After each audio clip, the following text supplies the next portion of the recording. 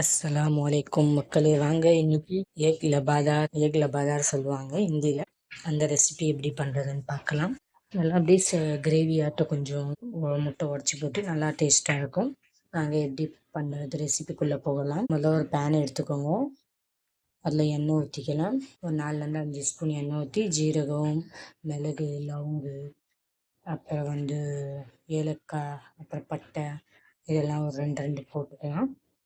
போட்டு நல்லா வதங்கட்டும், நல்லா ஃப்ரை ஆகட்டும். நம்ம ஒரு 3 பெரிய வெங்காயம் எடுத்து அது சின்னதாக முட்டைக்கு எடுக்கிற மாதிரி எடுத்து கட் பண்ணி வச்சு அதை நம்ம போட்டுடலாம். எண்ணெயில் ஆட் பண்ணலாம்.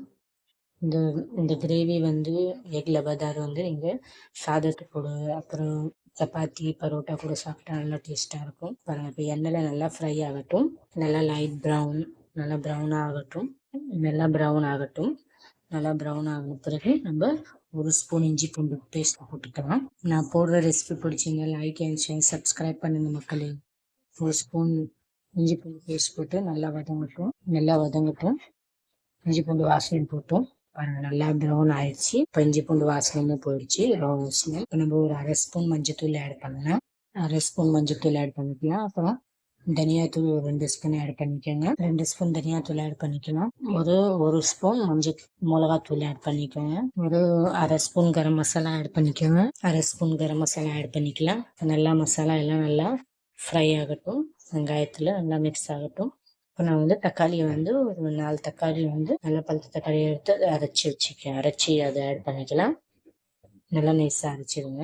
அதுக்கப்புறம் இது கண்டென்ஸ் மில்க்குன்ற இது ஃப்ரெஷ் மில்க் அதை ஆட் பண்ணலாம். அப்படி என்கிட்ட ஃப்ரெஷ் மில்க் தான் இருந்துச்சு. ஃப்ரெஷ் க்ரீம் சொல்லுவாங்க, சாரி மில்க் இல்லை, ஃப்ரெஷ் க்ரீம் சொல்லுவாங்க, அதை ஆட் பண்ணியிருக்கிறேன்.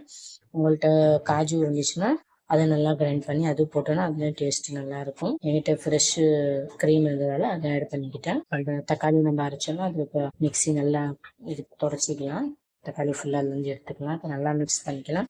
பாருங்கள், நல்லா கலர் எவ்வளோ நல்லா இருக்கு பாருங்கள். இது நல்லா கொதிச்சு இப்போ நம்ம தேவையான அளவு உப்பு ஆட் பண்ணிக்கலாம். சீக்கிரமாகவும் செஞ்சிடலாம், அப்புறம் டேஸ்ட்டாகவும் இருக்கும்.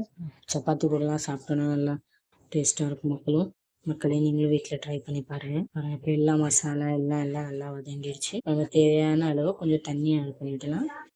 நான் மிக்ஸி தக்காளி அரைச்சாலும் அதிலேயே தண்ணி ஊற்றி அதே நம்ம ஆட் பண்ணிக்கலாம். ஒரு கிளாஸ்லேருந்து 1/2 கிளாஸ் தண்ணி ஊற்றிக்கோங்க. உங்களுக்கு எவ்வளோ கிரேவி வேணும் அதை நீங்கள் ஆட் பண்ணிக்கலாம். நம்ம டக்குன்னு மூடி வச்சு கொஞ்சம் நல்லா வேகட்டும். நல்லா கொதி வரட்டும். ஒரு கொதி வந்த பிறகு நான் ஒரு 4 முட்டை ஆட் பண்ணிக்கிறேன். நல்லா கொதி வந்துச்சு. ஒன்றே எப்படி பிரிஞ்சிருக்கு பாருங்க. இப்போ நம்ம ஒன்றா உடச்சி 4 முட்டை ஆட் பண்ணிக்கலாம். பாருங்கள், ஒரு முட்டை ஆட் பண்ணிவிட்டு இப்போ மீதி முட்டை நான் உடச்சி ஊற்றிக்கலாம். பாருங்கள், 4 முட்டை ஊற்றிக்கிட்டேன். இப்போ ஒரு முட்டை ரொம்ப உள்ளியாக போயிருக்கா தெரியல. முட்டை போட்டு நல்லா கொஞ்சம் வேகட்டும். நம்ம ராவாகவும் அப்படியே எடுக்கலாம். ஆனால் எனக்கு அந்தளவுக்கு கச்சாவாக எல்லாம் பிடிக்காது.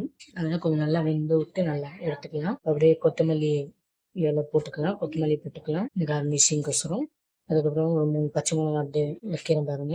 நல்லா டேஸ்ட்டாக இருக்கும் மக்களே. நீங்களும் வீட்டில் ட்ரை பண்ணி பாருங்க. அடுப்பை ஆஃப் பண்ணிடலாம் மக்களே. நல்லா வெந்துடுச்சு. நம்ம அடுப்பை ஆஃப் பண்ணி சர்வ் பண்ணிக்கலாம். நீங்களும் வீட்டில் ட்ரை பண்ணுங்க. எப்படி இருந்துச்சுன்னு கமெண்ட் பண்ணுங்க மக்களே. அடுப்பு ஆஃப் பண்ணதுன்னா ஒரு 2 நிமிஷம் அடுப்பில் வச்சுட்டு அதுக்கு நம்ம ஆஃப் பண்ணிக்கலாம் அடுப்பு. பாருங்கள், எப்படி நல்லா கொதி வருது பாருங்க.